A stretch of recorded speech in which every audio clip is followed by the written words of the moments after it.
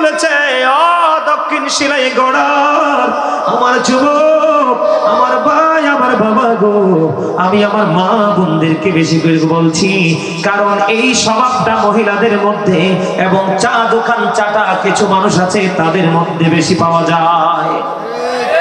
আমার কথা কয় না কেন? আরে ভাই, তোমরা কি আমার কথা বোঝো না? আমি কি ঠিক বলছি? যেই মানুষ দেখবেন বেশি বেশি করে বাজার এবং চা দোকান চৌমুনি পছন্দ করে, যেই মহিলা দেখবেন এই ঘর থেকে ওই ঘর, ওই ঘর থেকে ওই ঘরে বিচরণ করতে বেশি পছন্দ করে, ওই মহিলা এবং পুরুষদের মধ্যে বেশি মিথ্যা খুঁজে পাওয়া যায়।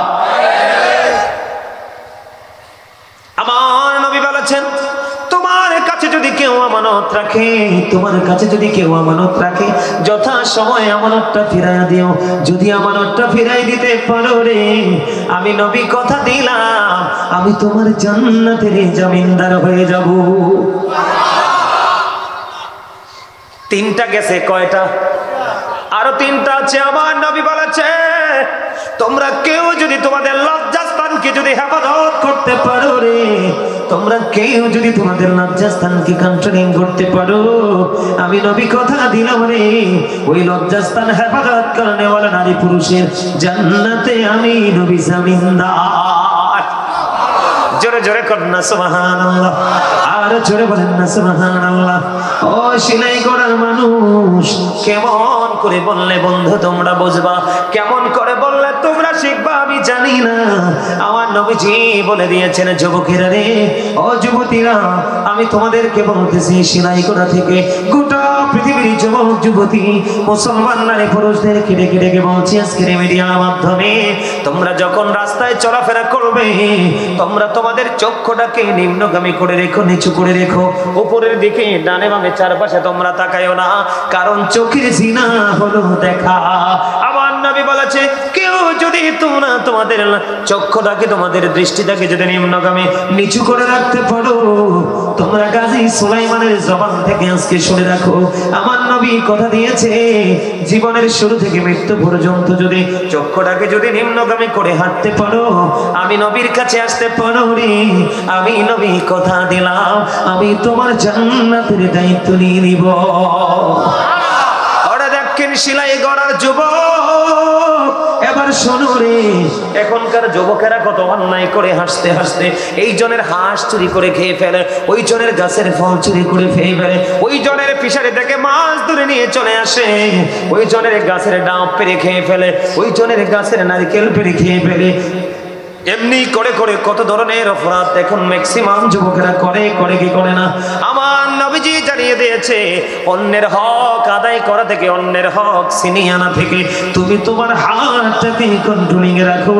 তুমি তোমার হাতটাকে যদি গুটিয়ে রাখতে পারো, চুরি ডাকাতি মানুষকে আঘাত করা, এই অন্যায় থেকে যদি তুমি তোমার হাতকে নিরাপদে রাখতে পারো, আমি নবী কথা দিলাম, আমি তোমার জান্নাতে জামিনদার হয়ে যাব।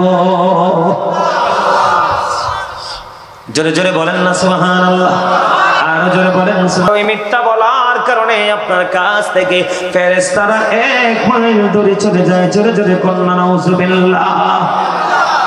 কত গজ 1 মাইল জানেননি? জানেন না? আপনি কইছেন কি? আই তো কইতাম, তার একটু দিয়ে দিতাম, কইতে তো না তো। 1760 গজে 1 মাইল হয় কত? 1760 গজে যদি 1 মাইল হয়, আপনি কত বড় জঘন্য পাপী রে, আপনি কত বড় মিথ্যাচার করেছেন, আপনার জবানকে আপনি নাপাক করে দিয়েছেন। আমার নবীজি জানিয়ে দিয়েছেন, এই মিথ্যা বলার কারণে 1760 গজ দূরে চলে যায় আপনাকে ছেড়ে ফেরেশতা। জোরে জোরে কন্যা নাউজুবিল্লাহ। বন্ধুরে আমার, আমার আপনার প্রাণের নবী তিনি জানিয়ে দিয়েছেন, 6টা দায়িত্ব যদি তুমি নিজে নিজে নিতে পারো, 6টা বিষয় সম্পর্কে যদি তুমি নিজের প্রতি নিজে কনফিডেন্স নিয়ে দায়িত্ব পালন করতে পারো, আমি নবী কথা দিলাম রে, আমি তোমার জান্নাতের জিম্মাদার হয়ে যাব। আর জোরে কন্যা সুবহানাল্লাহ, আর জোরে বলেন সুবহানাল্লাহ। বন্ধুরে আমার, আমার দিকে তাকান, আপনি আমার দিকে তাকান, আপনারা খেয়াল করেন। সর্বপ্রথম আমার নবী বলেছে, যখন তুমি কথা বলবে তখন তুমি সত্য বলিও। যদি সত্য বলতে পারো রে উম্মত, আমি নবী কথা দিলাম, আমি তোমার জান্নাতের জামিনদার হয়ে গেলাম। কথা যখন বলবে কি বলবা? যখন তুমি কথা বলবে তুমি মিথ্যা বলো না, মিথ্যা বলো না। হ্যাঁ বলে হুজুর, মিথ্যাকে একেবারে বলা যাবে না, বলতে পারবেন কোন মানুষের জীবন বাঁচানোর জন্য, কোন অপরাধীকে, কোন জালেমকে ঘায়েল করার জন্য, সেই ক্ষেত্রে যদি বিশেষ প্রয়োজন হয়, একটা মিথ্যায় যদি আপনার সমাজকে সুস্থ করা যায়, সেইভাবে বলতে পারবেন। কিন্তু বন্ধু, ইচ্ছে করে নিজের খেয়াল খুশি মতো মিথ্যা বলতে পারবেন না। আপনি মিথ্যাটাকে যদি বর্জন করতে পারেন, কি করতে পারেন? মিথ্যাটাকে যদি আপনি বর্জন করতে পারেন রে, আমার নবীজি কথা দিয়েছি উম্মতেরা রে, আমি তোমাদের দরদি নবী, আমার দরদি নবী, ওই কাল হাসরের ময়দানে আমরা উম্মত হিসাবে আমাদের কিনে নবীজি ব্যস্ত থাকবেন। জোরে জোরে কন্যা সুবহানাল্লাহ। এই এই চাদরওয়ালা আবার হাত বরাবর, এই চাদর সরাও, এই চাদর আর টুপিওয়ালা চাদর সরা, দুইটা এক লগে বসছো, এই আলাদা আলাদা হ। এই আমি কিন্তু এখন দাঁড় করাবো, এই এত করে ঠিক আছে, চাদর ছাড়ো, এই চাদর ছাড়ো, এই একজনে মোড়াও চাদর, একজনে মোড়াও। এই দুটার ভিতরে মাঝখানে, চাদরের মাঝখানে নিয়ে শয়তান ঢুকছে। কারণ এই কথাগুলো শুনলে তো সমস্যা। আপনারা বুঝেন না তো আমার ওয়াজ, তে আবার হাসে হতো। এই আমার দিকে দেখান, আদম হাওয়া কি জান্নাতে ছিল না? আমার কথা কয় না, জানবো কই তো? এটি তো সারা জীবন খালি মোবাইল টেন্ডেস্টার একটা লইয়া থাকে সারা খবর রাখানোর টাইম আছে? এরা টাইম নাই তো। তোমরা যুবকদেরকে কইতেছি, তোমরা বুঝো না, তোমাদের তো এটাই জীবন চলে, ঠিক না? ঠিক, রাত দিন 24 ঘন্টা স্কুল কলেজ ইউনিভার্সিটি যেখানে যায় না, এটা ছাড়া জীবনে বাঁচে না। পানি ছাড়া থাকতে পারবো, কিন্তু এটা ছাড়া রাখতে পারবো। কথা কয় না কেন? না ভুল কইছি? সভাপতি সাহেব কন্যা করলেন, ঠিক আছে নি? হ্যাঁ সভাপতি সাহেব কইছে, ঠিক আছে। বুঝছেন, আদম হাওয়া জান্নাতে ছিল। এই জান্নাত থেকে আদম হাওয়াকে শয়তানি করে জান্নাত থেকে বের করছে। আমার নাউজুবিল্লাহ কয় না, আরো জোরে। আল্লাহ এই ঘটনাটা যোগে যোগে আদম সন্তানদের জন্য শিক্ষা হিসেবে রাখছে। কারণ ব্যাককল যারা, এরা তো শিক্ষা নিতে পারবে না, কিন্তু যারা বিবেকবান তারা এখান থেকে শিক্ষা নিবে, ঠিক কিনা বলেন? আমি এই জন্য আগে দুটো আয়াত বলেছি। আল্লাহ বলেছে, শয়তান তোমাদের প্রকাশ্য শত্রু, তাকে শত্রু বলেই গণ্য করো। কিন্তু সাচ্চা ইমানদার যারা, আল্লাহ বলেছেন তাদেরকে শয়তান ঘায়েল করতে পারবে না। আমি যেই ওয়াজ করতেছি এখন, ম্যাক্সিমাম প্রতি হাজারে না প্রতি শতে বলবো, প্রতি শতে মনে হয় যে 95% মানুষ এটার মাধ্যমে মিথ্যা কথা বলে, এটার মাধ্যমে মানুষকে ঠকায়, এটার মাধ্যমে মানুষকে নিঃস্ব করে দেয়, আছে না নাই? এই জন্য এই ওয়াজটা বেশি দরকার। মিথ্যা যদি তুমি বর্জন করতে পারো, মিথ্যা যদি তোমার জবান থেকে চিরতরে মুছে ফেলতে পারো, আমার নবীজি বলে দিয়েছে, উম্মত আমি কথা দিলাম রে, আমি নবী কথা দিলাম, কথা যখন বললা তখন সত্য বলিও, মিথ্যা বলিও না। যদি সত্য বলতে পারো, আমি নবী তোমার জান্নাতের জামিনদার হয়ে গেলাম। এবার আমার নবী বলেছে, তুমি যখন কাউকে কথা দিবা রে, তুমি যখন কাউকে কথা দিবা, ওই কথাটা যথাযথভাবে পালন করিও। ওয়াদা যখন দিবা, ওয়াদা পালন করিও। আমি নবী বড় কথা দিলাম রে, তুমি যদি ওয়াদা যথাযথভাবে পালন করতে পারো রে, আমি নবী কথা দিলাম, আমি তোমাকে জান্নাতে, আমি তোমার জান্নাতের জামিনদার হয়ে যাব। এবার আমার নবী বলেছে, ও দক্ষিণ শিলাই গড়ার আমার যুবক, আমার ভাই, আমার বাবা গো, আমি আমার মা বোনদেরকে বেশি করে বলছি, কারণ এই স্বভাবটা মহিলাদের মধ্যে এবং চা দোকান চাটা কিছু মানুষ আছে তাদের মধ্যে বেশি পাওয়া যায়। আমার কথা কয় না কেন? আরে ভাই, তোমরা কি আমার কথা বোঝো না? আমি কি ঠিক বলছি? যেই মানুষ দেখবেন বেশি বেশি করে বাজার এবং চা দোকান সৌমনি পছন্দ করে, যেই মহিলা দেখবেন এই ঘর থেকে ওই ঘর, ওই ঘর থেকে ওই ঘরে বিচরণ করতে বেশি পছন্দ করে, ওই মহিলা এবং পুরুষদের মধ্যে বেশি মিথ্যা খুঁজে পাওয়া যায়। আমার নবী বলেছেন, তোমার কাছে যদি কেউ কেউ আমানত রাখে, তোমার কাছে যদি কেউ আমানত রাখে, যথা সময় আমানতটা ফিরাইয়া দিও। যদি আমানতটা ফিরাই দিতে পারো রে, আমি নবী কথা দিলাম, আমি তোমার জান্নাতের জামিনদার হয়ে যাব। তিনটা গেছে, কয়টা? আরো তিনটা আছে। আমার নবী বলেছে, তোমরা কেউ যদি তোমাদের লজ্জাস্থানকে যদি হেফাজত করতে পারো রে, তোমরা কেউ যদি তোমাদের লজ্জাস্থানকে কন্ট্রোলিং করতে পারো, আমি নবী কথা দিলাম রে, ওই লজ্জাস্থান হেফাজত করনে ওয়ালা নারী পুরুষের জান্নাতে আমি নবী জামিনদার। জোরে জোরে কন্যা সুবহানাল্লাহ, আর জোরে বলেন না সুবহানাল্লাহ। ও সিলাই করার মানুষ, কেমন করে বললে বন্ধু তোমরা বুঝবা, কেমন করে বললে তোমরা শিখবা আমি জানি না। আমার নবীজি বলে দিয়েছেন, যুবকেরা রে, ও যুবতীরা, আমি তোমাদেরকে বলতেছি, সিলাই করা থেকে গোটা পৃথিবীর যুবক যুবতী মুসলমান নারী পুরুষদেরকে ডেকে ডেকে বলছি আজকের মিডিয়ার মাধ্যমে, তোমরা যখন রাস্তায় চলাফেরা করবে, তোমরা তোমাদের চক্ষুটাকে নিম্নগামী করে রেখো, নিচু করে রেখো, উপরের দিকে ডানে বামে চারপাশে তোমরা তাকায়ও না, কারণ চোখের জিনা হলো দেখা। আমার নবী বলেছে, কেউ যদি তোমরা তোমাদের চক্ষুটাকে, তোমাদের দৃষ্টিটাকে যদি নিম্নগামী নিচু করে রাখতে পারো, তোমরা গাজী সুলাইমানের জবান থেকে আজকে শুনে রাখো, আমার নবী কথা দিয়েছে, জীবনের শুরু থেকে মৃত্যু পর্যন্ত যদি চক্ষুটাকে যদি নিম্নগামী করে হাঁটতে পারো, আমি নবীর কাছে আসতে পারো রে, আমি নবী কথা দিলাম, আমি তোমার জান্নাতের দায়িত্ব নিয়ে নিব। ওরা দেখেন সিলাই গড়ার যুবক, এবার শোনো রে, এখনকার যুবকেরা কত অন্যায় করে হাসতে হাসতে এই জনের হাঁস চুরি করে খেয়ে ফেলে, ওই জনের গাছের ফল চুরি করে খেয়ে ফেলে, ওই জনের ফিশারি থেকে মাছ ধরে নিয়ে চলে আসে, ওই জনের গাছের ডাব পেরে খেয়ে ফেলে, ওই জনের গাছের নারকেল পেরে খেয়ে ফেলে। এমনি করে করে কত ধরনের অপরাধ এখন ম্যাক্সিমাম যুবকেরা করে, করে কি করে না। আমার নবীজি জানিয়ে দিয়েছে, অন্যের হক আদায় করা থেকে, অন্যের হক ছিনিয়ে আনা থেকে তুমি তোমার হাতটাকে কন্ট্রোলিং এ রাখো।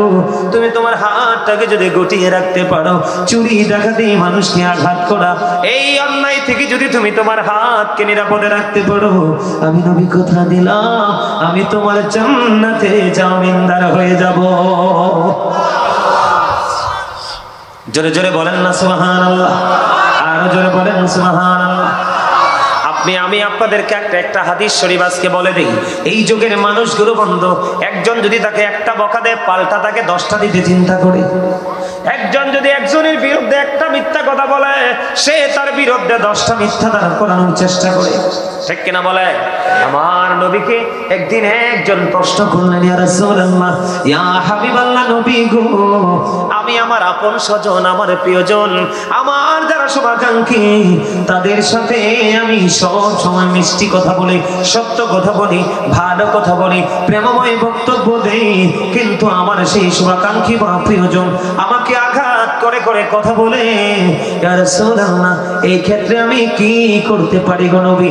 আমার নবী বলেছেন, তুমি তার সাথে সত্য বলো, তুমি তার কাছে মিষ্টি বলো, তুমি তার সাথে সহনশীল আচরণ করো, কিন্তু তোমাকে সে আঘাত করে করে কথা বলে, নবীজি বললেন, তুমি এইভাবে যতদিন পর্যন্ত বলবা, তোমাকে সে মিথ্যা তোহমত দিচ্ছে কিন্তু তুমি মিথ্যে কাজ করছো না, তোমাকে সে অপরাধী বলে আখ্যায়িত করছে কিন্তু তুমি অপরাধী না, তোমাকে সে বকা দিচ্ছে কিন্তু তুমি তাকে পাল্টা বকা দিচ্ছ না।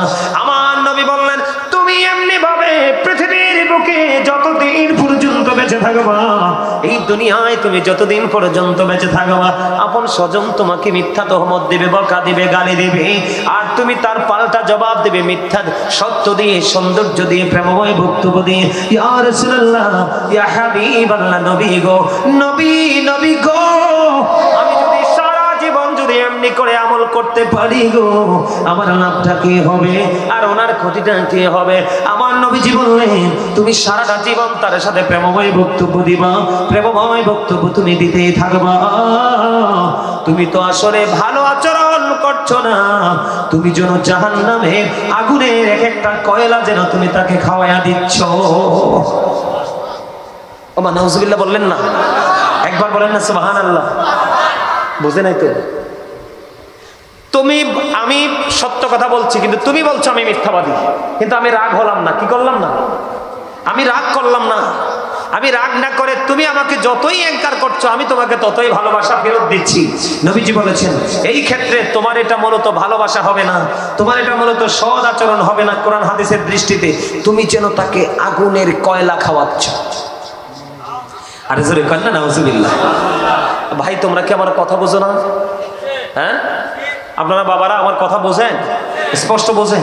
কুমিল্লার ভাষা বোঝে না এমন কোনো মানুষ পৃথিবীতে নাই। কুমিল্লার ভাষা বোঝে না, কুমিল্লার ভাষা একদম সোজা ভাষা, ঠিক কিনা? বিভিন্ন কথা বল না কেন, সুন্দর না? অন্যান্য জেলার ভাষাগুলো একটু বাঁকা টাকা আছে। মনু তুমি কি চললেইছো, দেখছেন নি যাতার লগে মনুরে একবার শেষ করে দিয়ে দিচ্ছে, কথা কয় না কেন? এরকম না? হ্যাঁ, ওই নোয়াখালী লাকসামের তারা কি করে, মনু তুই কন দিয়েছি, ঠিক না কর? ওই হ্যাঁ তুই ইয়ান দিয়েছি, মানে অন্যান্য ভাষাগুলো একটু কাইচিত হয়, কিন্তু কুমিল্লার ভাষা অত্যন্ত স্মার্ট, কথা কয় না কেন? বুঝতে পারছে? গত বিসিএস পরীক্ষা যে হয়েছে আপনারা খেয়াল করছেন নি? 32 জন বিসিএস পাইছে, এর মধ্যে 30 জনই কুমিল্লা জেলার। সুবহানাল্লাহ কয় না? আমার কুমিল্লার মানুষ রিক্সা চালাইয়া ভাত খায়, কিন্তু বাচ্চার পড়া বন্ধ। একজন রিক্সা চালকের ঘরে গেলে ওকে কোনো অনার্স মাস্টার্স করা পাবেন। সুবহানাল্লাহ কর না কেন? না এখন হয়তো গত টার্মগুলোতে হয়তো এই দুর্নীতি হয়েছে, কিন্তু ইতিহাস খুঁজলেও দেখা যায় যে কুমিল্লার যেই রেজাল্ট সেটা মানে যেটা প্রশংসনীয়, সারা বাংলাদেশের মধ্যে সবচেয়ে বেশি শিক্ষার হার কুমিল্লাতে বেশি। আলহামদুলিল্লাহ কইতেন না? আরো জোরে, আর একটু মহাব্বতে। মায় 3 বেলার ভাত 1 বেলা খায়, কিন্তু বাচ্চারে ভার্সিটিতে পাঠায় ঠিক মতো। এই জন্যই তো আমাকে একটা শিক্ষিত মা দাও, আমি তোমাদেরকে শিক্ষিত জাতি দিব। ভালো যদি টিচার পান আপনার জীবনটাও কিন্তু টিচারের মতোই গড়ে উঠবে। কথা বলেন না কেন? আরো যারা বলেন, আমার কথা কি আপনারা বুঝতে পারছেন? তা মিথ্যা কথাকে বলবেন? মিথ্যাকে বলা জায়েজ। আরো যারা বলেন, মিথ্যা বলা মহাপাপ। যার কাছে মিথ্যা আছে তার কাছে সব ধরনের পাপ আছে। তবে সাজা নিয়ে পরে আলোচনা করব, সাজা নিয়ে একটু পরে আলোচনা করব। একবারে সবগুলো পাপকে একত্রিত করে সাজার দুয়ারে নিয়ে যাব। যাবেন না আমার সঙ্গে? যাবেন? ওমা আমার লগে থাকা লাগবে না, নাইলে জানবেন কোথা থেকে? নাইলে জানা যাবে? কথা কয় না, জানা যাবে? জানা যাবে না তো। সামরে বেজুন্দব রাদিয়াল্লাহু তাআলা থেকে হাদিস খানা বর্ণিত বন্ধু, হাদিস খানা এসেছে বুখারী এবং মুসলিম শরীফের মধ্যে। আমার নবী প্রায় সময় সাহাবায়ে কেরামদেরকে প্রশ্ন করতেন, সাহাবীরা রে আজকে তোমরা কোন স্বপ্ন দেখেছো কিনা? এরকম ভাবে প্রশ্ন করতে করতে করতে করতে বন্ধু একদিন আমার নবী সাহাবায়ে কেরামদেরকে প্রশ্ন করলেন। ওই হাদিসের রাবী হলেন সামরে ইবনে জুনদুব রাদিয়াল্লাহু তাআলা আনহু।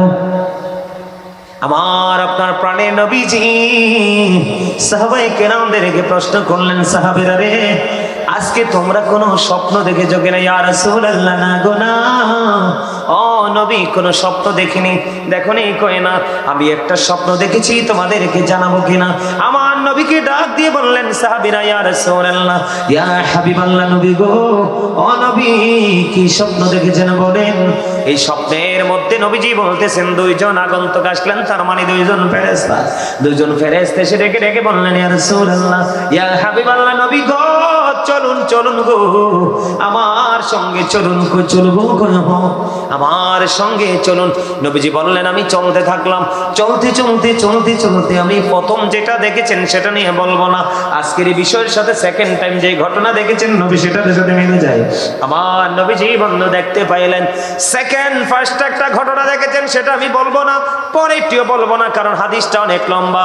আমার নবীজি দেখতে পাইলেন একজন লোক এমনি গদির মধ্যে হেলান দিয়ে শুয়ে আছে, আরেকজন লোক আরেকজন লোহার চিরুনি দিয়ে বন্ধ, তার এই চামড়াটা দিক দিয়ে তুলে ফেলছে রে, ওই দিক দিয়ে এক দিক দিয়ে তোলা ফেলতেছে, এই দিক দিয়ে তুলে ফেলতেছে। একদিক দিয়ে চামড়াটা তুলে ফেলে, আরেক দিক দিয়ে জোড়া লাগে, আরেক দিক দিয়ে চামড়া তুলে ফেলে, আরেক দিক দিয়ে জোড়া লাগে। এমনি করে করে বন্ধু কন্টিনিউ নবীজি বললেন আমি দেখতে পাইলাম কন্টিনিউ তারা চামড়াটা এদিক দিয়ে তুলে ফেলতেছে, এদিক দিয়ে জোড়া লাগতেছে। এমনি করে করে এই পর্যন্ত তার চামড়াটা তোলা হচ্ছে। এখন আমি আমার সফর সঙ্গী যারা আমাকে নিয়ে রওনা হলেন তাদেরকে প্রশ্ন করলাম এরা কারা, এই লোকটাকে, তার অপরাধ কি? এবার ওই ফেরেশতারা ডেকে ডেকে বললেন ইয়া রাসূলুল্লাহ, ইয়া হাবিবাল্লাহ, নবী গো, এই সাজাটা দেওয়া হয়েছে তার গ্রাম থেকে আরেক গ্রাম পর্যন্ত, ও বন্ধু তার জেলা থেকে আরেক জেলা পর্যন্ত, ইভেন তার দেশ থেকে আরেক দেশ পর্যন্ত গোটা ওয়ার্ল্ডে এসে মিথ্যা ছড়িয়ে দিত। জুড়ে জুড়ে কন্যা নাউজুবিল্লাহ। সে কি মিথ্যাবাদী? কথা বলেন না কেন? আমাদের মধ্যে আছে না নাই? বিশেষ করে মহিলা এই ঘরের ঝগড়া ওই ঘরে লাগায় মিথ্যা কথা বলে, কথা বলে না কেন? আছে না নাই? এবার এই চা দোকান থেকে গল্প শুনে আরেক চা দোকানে ট্রান্সফার করে, আছে না নাই? বন্ধুরে আমার, এখন সোশ্যাল মিডিয়ার যুগ। মিথ্যা এত বড় জঘন্য, আপনি একটা বক্তব্য শুনলেন, শোনার পরে যাচাই বাছাই না করে আরেকজনের কাছে এটা ট্রান্সফার করে দিলেন, এটাই মিথ্যাবাদী হওয়ার জন্য যথেষ্ট। এটাই কি মিথ্যাবাদী হওয়ার জন্য বন্ধু যথেষ্ট? আপনি যাচাই করবেন, বাছাই করবেন। যেটা বলতেছিলাম, এখন বর্তমানে দেখবেন সোশ্যাল মিডিয়ার মাধ্যমে, ফেসবুকের মাধ্যমে, ইউটিউবের মাধ্যমে, বন্ধু ইনস্টাগ্রামের মাধ্যমে গোটা পৃথিবীতে বন্ধু মিথ্যা প্রপাগান্ডা ছড়ানো যায় কি যায় না?